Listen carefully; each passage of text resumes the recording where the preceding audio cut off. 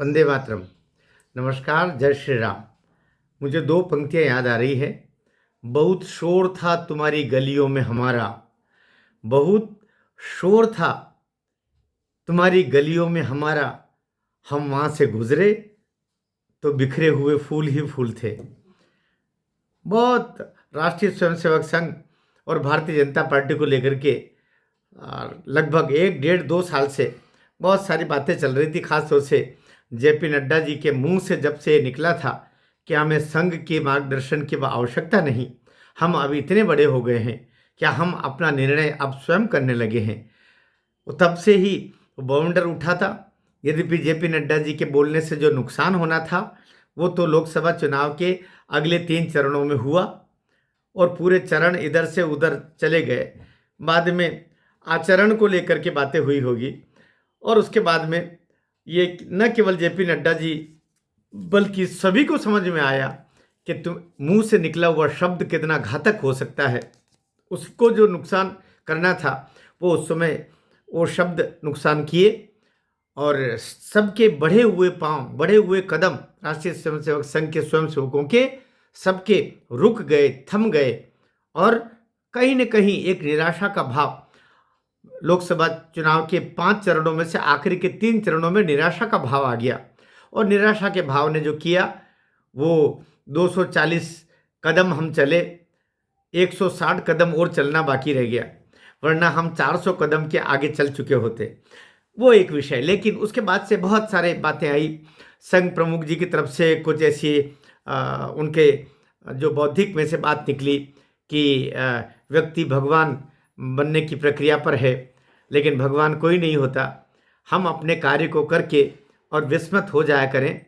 जो कुछ हमारे जीवन में श्रेष्ठ कार्य होता है वो समाज को अर्पित करते हुए मैंने किया ये कार्य, ये भाव नहीं आना चाहिए। ऐसे वक्तव्य लोग बाग इधर उधर फिर जोड़ते रहे, बात चलती रही और अब जाकर के जब माननीय नरेंद्र मोदी जी संघ के मुख्यालय में पहुंच गए, मान के चलिएगा वो क्षण अद्भुत था। केवल एक प्रधानमंत्री के रूप में वहां जाना अच्छा था, क्योंकि पहले प्रणब मुखर्जी भी पूर्व राष्ट्रपति के रूप में बने हुए गए, लेकिन प्रणब मुखर्जी का संघ मुख्यालय में जाके और संबोधन देना, वहाँ का अतिथि बनना, ये अपने आप में उस समय ऐतिहासिक बात कही गई थी। क्योंकि प्रणब दा कांग्रेस के तो रहे ही थे, लेकिन परम राष्ट्रभक्त थे। वे वहाँ पर गए और उसके बाद में अटल जी भी बीच में लगभग 5 वर्षों तक शासन में रहे। अटल जी संघ मुख्यालय नहीं जा पाए और मोदी जी को वो यश लिखा था। जब तीसरी बार प्रधानमंत्री बने तो दृढ़ निश्चयी नरेंद्र मोदी वहाँ पहुँचे। आलोचना करने वाले, उन आलोचना तो वो अपने पिताजी की लोग आलोचना कर देते हैं, मिल ही जाएंगे ऐसे। तो नरेंद्र मोदी क्या चीज़ है उनके सामने।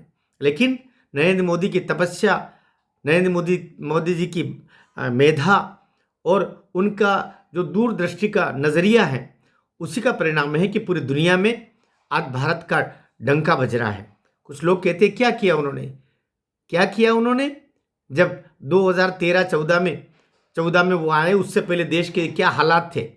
चारों ओर कटोरा लेकर के भारत की छवियां दौड़ रही थी। भारत की हालत ये थी कि कर्ज में डूबा था गले गले तक और कोई रास्ता नहीं था। 2 तरीके के कर्ज होते हैं।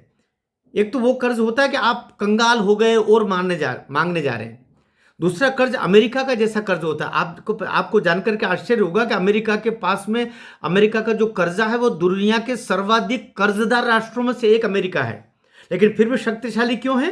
क्योंकि वो निर्माण क्षेत्र के लिए, विकास क्षेत्र के लिए ऋण ले रहा है और आगे बढ़ा रहा है। चाहे वो आपका उद्योग धंधे हो, चाहे उसके दूरगामी बहुत सारी इंफ्रास्ट्रक्चरल जो योजनाएं हैं उनको लेकर के।